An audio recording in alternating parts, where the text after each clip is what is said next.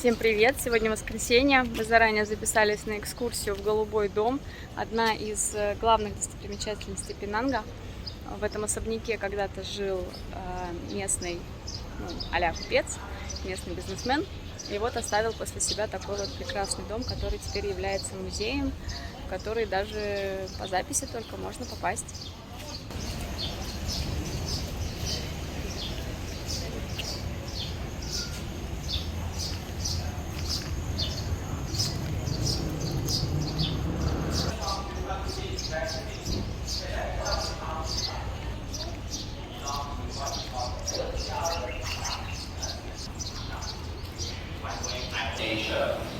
But his first choice was not Penang.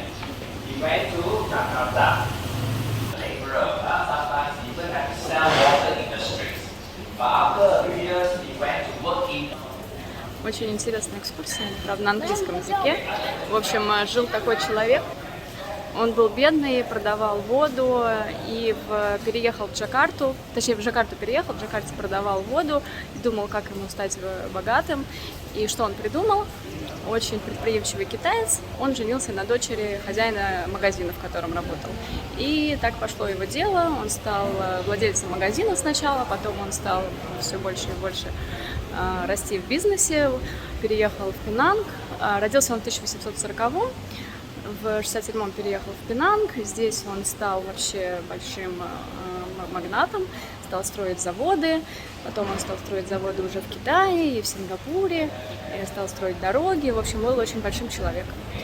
Умер он в возрасте 67 лет, и Нью-Йорк Таймс написали о нем как о человеке, который является Рокфеллером Юго-Восточной Азии, что вот умер такой вот великий человек. Ну вот, и вот он оставил в наследие вот этот вот голубой особняк, который строился на протяжении 6 лет.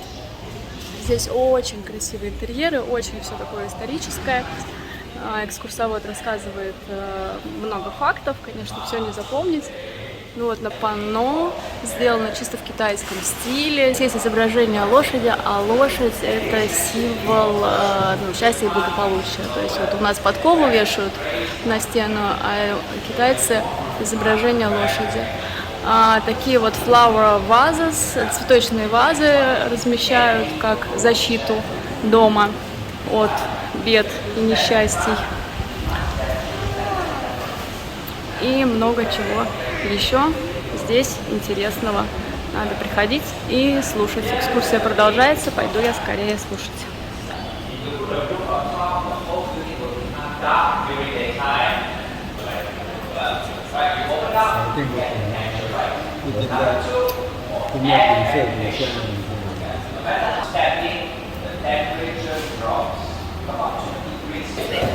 Здесь находилось место силы, оттуда с неба падал дождь, накапливалась вода, и, как он говорил, учил своих сыновей, что это благополучие, которое вода, и она должна всегда быть в фокусе вашего внимания, все точно самое, как с деньгами.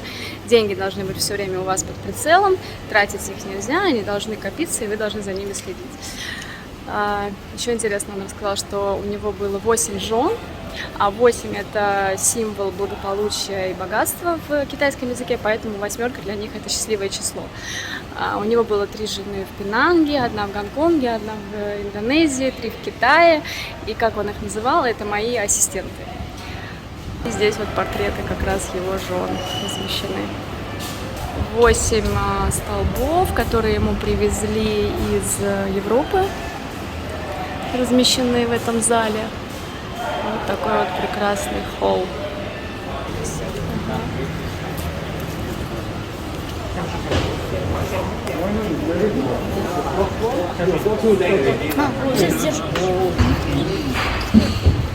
Also have a very rich cousin, Chong Afi, and Chong Afi went to Medan in Sumatra. They also built a same big 7, and you can see a picture on the left. The lady on the left, very close. She was 17, and then 28 ступеней, потому что должно на 8 заканчиваться.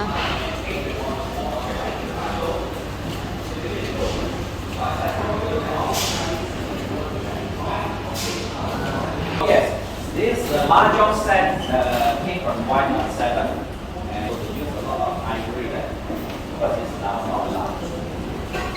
Кровать стоит у стенки. С одной стороны только можно с нее спуститься. Поэтому муж спал у стенки, жена с краю, потому что жена первая рано встает, готовит завтрак и так далее.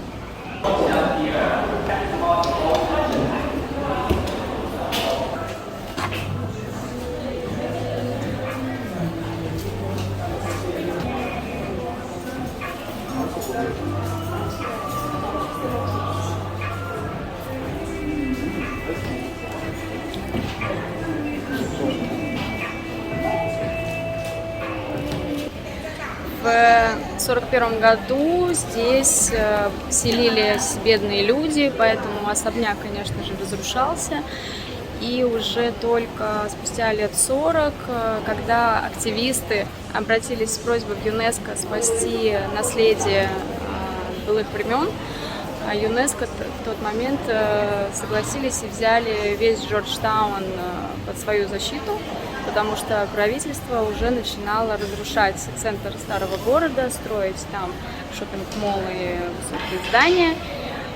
Но с момента, когда ЮНЕСКО взяло под охрану Джорджтаун, то весь город полностью, это единственный, самый большой город в Юго-Восточной Азии, который полностью взят под охрану ЮНЕСКО. В Малайзии это два таких города, это вот Джорджтаун и еще Малакка. Таким образом удалось, во-первых, восстановить этот прекрасный особняк, во-вторых, сохранить его для нас уже. Очень красивое место, прям очень.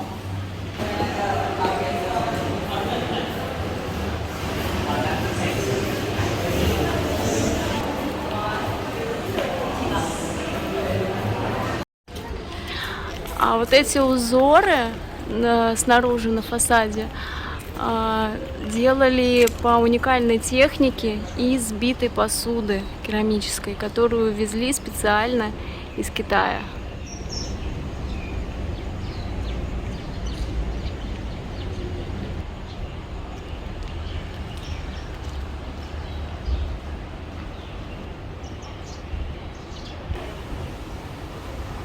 Сейчас здесь не только музей, но еще размещен отель, и еще ресторан, кафе. Вот такое вот прекрасное место. Но музей шикарный. Сейчас куда поедем?